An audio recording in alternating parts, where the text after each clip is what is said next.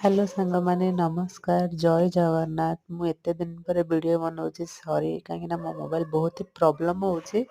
ସେଥିପାଇଁ ସକାଳୁ ସକାଳୁ ମୁଁ ଗାଧେଇ ମୋର ନୀତି କାମ ସବୁ ସାରି ଝିଅକୁ ବ୍ରେକଫାଷ୍ଟ ଦେଇ ସେ ପଳେଇ ଗଲାଣି। ମୁଁ ଏଠି ବନାଉଛି ଛତୁ ତରକାରୀ, ଯାହାଦେହରେ ସବୁ ପନିପରିବା ପକାଇ ଦେଇଛି, ଯେମିତି କ୍ୟାପ୍ସିକମ୍, ଗାଜର, ଫୁଲକୋବି, ମଟର ଛଡ଼େଇକି ରଖିଛି। ମସଲା ବାଟିକି ରଖିଛି। ଏଇଠି ବନେଇଛି ଆଳୁ ବାଇଗଣ ଛୁଇଁର ତରକାରୀ ବନେଇଛି। ଏଇଠି ଭାତ କରିଦେଇଛି। ଏଇଠି ଶାଗ ବାଛି କଳା ଜାର ରଖିଛି। ଏଗୁଡ଼ାକୁ ଟିକେ ଫାଷ୍ଟ ଟିକେ ଫ୍ରାଏ କରୁଛି। ଫ୍ରାଏ କଲା ପରେ ଆକୁ ଟିକେ କରିବି। ଫ୍ରାଏ କରିଦେଲେ କ'ଣ ହୁଏ ନା, କଞ୍ଚା ଅଂଶଟା ପଳେଇଯାଏ, ଟିକେ ଭଲ ଲାଗେ। ଦୁଇଟା ଆଳୁ ବି ପକାଇ ଦେଇଛି। ମୁଁ କହିଲି ସେ ମିଶେଇକି ବନେଇବା ଆଉ। ଛତୁ ତରକାରୀ ଏମିତି କରିବେ, ବହୁତ ଭଲ ଲାଗିବ। ମାନେ ତରକାରୀଟା ଯେମିତି ଦେଖାହେଉଛି ସବୁ ବଢ଼ିଆ ଦେଖାଯାଉଛି। ଆଜି ପାଗ ବହୁତ ଭଲ ଅଛି, ଖରା ହେଉଛି। ଖରା ଯାହାକି ହେଉଛି, ଲୁଗାପଟା ବି ବହୁତ ଧୋଇକି ଶୁଖା ହେଇଛି। ଏଇଠି ମୁଁ ଝରକା ପାଖରେ ଜଣଙ୍କ ଘର ଦେଖୁଛି। ଗାଈଟା ତାର ବୁଲୁଛି। ଏଇଟା ଆମରି ବାଛୁରୀଟା ହେଲା। ତାପରେ ଭିଡ଼ିଓ ତ ମୁଁ ବନଉନି କାହିଁକିନା ଫଲୋଅର୍ସ ତ ହେଉନାହାନ୍ତି, ଲାଇକ୍ ତ ହେଉନାହାନ୍ତି। ସାୟଦ ମୁଁ ହିଁ କରିପାରୁନି କିଛି, ଯେଉଁ ଲୋକଙ୍କୁ ଭଲ ଲାଗୁନି ସେଥିପାଇଁ। ଆଉ ମୋତେ ବି ଏତେ ଇଚ୍ଛା ହେଉନି। କିଛି ବଢ଼ିଲେ ସିନା ଭଲ ଲାଗିବ।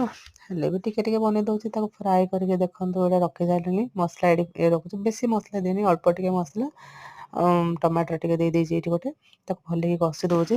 କଷିଦେଲା ପରେ ଏଇଠି ମସରୁମ୍ ମସଲା ରୁଚିର ତାକୁ ଟିକେ ପକାଇଦେବି।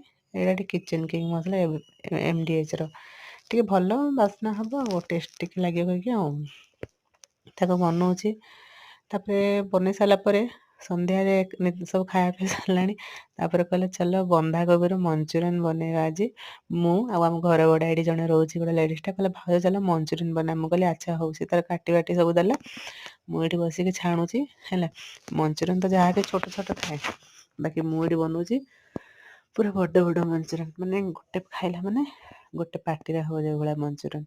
ମାନେ ସବୁ ପ୍ରକାର କଲର୍ ଫଲର୍ ଦେଇକି ତାକୁ ପୁରା କଡ଼ା କଡ଼ା କରିକି ଭାଜିଦେଲି। ପୁରା ଗୋଟେ ଗାମୁଲେ ହେଲା। ଇଏ ହେଉଛି ଆମ ଘରେ ଭଡ଼ା ରହୁଛି ସିଏ ତାର ମୁଁ ଭାଜିଦେଲି। ସିଏ କହିଲା କି ଦିଅ ମୁଁ ବନେଇଦେବି। ମୁଁ କହିଲି ଆଚ୍ଛା ହଉ। ଗୋଟେ ବଡ଼ କଢ଼େଇରେ ପୁରା ମାନେ ସଫିସିଏଣ୍ଟ ଖାଇବା ହେଲା। ବାହାରେ କିଣିକି ଖାଇଲେ କ'ଣ ଦିଅନ୍ତି, 60 ଟଙ୍କା 50 ଟଙ୍କା ନେବେ, ଗଣି ଗଣି ଏତିକି ଟିକେ ଦେବେ, ହଁ କି ନାହିଁ। ଏଇଟା ମୁଁ କହିଲି ଘରେ ବନେଇବା, ସମସ୍ତେ ଖାଇବା। ସିଏ ତାର ଦାନ୍ତ ଦେଖାଉଛି, କହୁଛି ଦେଖ ମୁଁ ସେଫ୍ ହେଇଯାଇଛି, ଚାଲ ଆମେ ଦୋକାନ ଖୋଲିବା। ମୁଁ କହିଲି ହଁ ଚାଲୁନୁ ଖୋଲିବା। କିଛି ମନା ଅଛି କି? ଟ୍ୟାଲେଣ୍ଟ ଯଦି ଅଛି ଖୋଲିବା କଥା, ହଁ କି ନାହିଁ କହିଲ। ଟ୍ୟାଲେଣ୍ଟ ଯେଉଁଥିରେ ଅଛି ସେଇଟା କରିବା କଥା। ଏଠି ମଞ୍ଚୁରିଆନ୍ ବନଉଛି। ବାକି ସତରେ ସାଙ୍ଗମାନେ ମଞ୍ଚୁରିଆନ୍ ବନେଇଥିଲି ନା, ବହୁତ ଟେଷ୍ଟି ଲାଗିଲା ଆଉ ବହୁତ ବଢ଼ିଆ ବି ହେଇଥିଲା। ସମସ୍ତଙ୍କୁ ରୁଟି ବନେଇଲି, ରୁଟି ମଞ୍ଚୁରିଆନ୍ ହିଁ ସମସ୍ତଙ୍କୁ ଡିନରରେ ଦେଲି। ଆପଣମାନଙ୍କୁ ଭଲ ଲାଗିଲେ ନିଶ୍ଚିନ୍ତ ଲାଇକ୍ କରିବେ, କମେଣ୍ଟ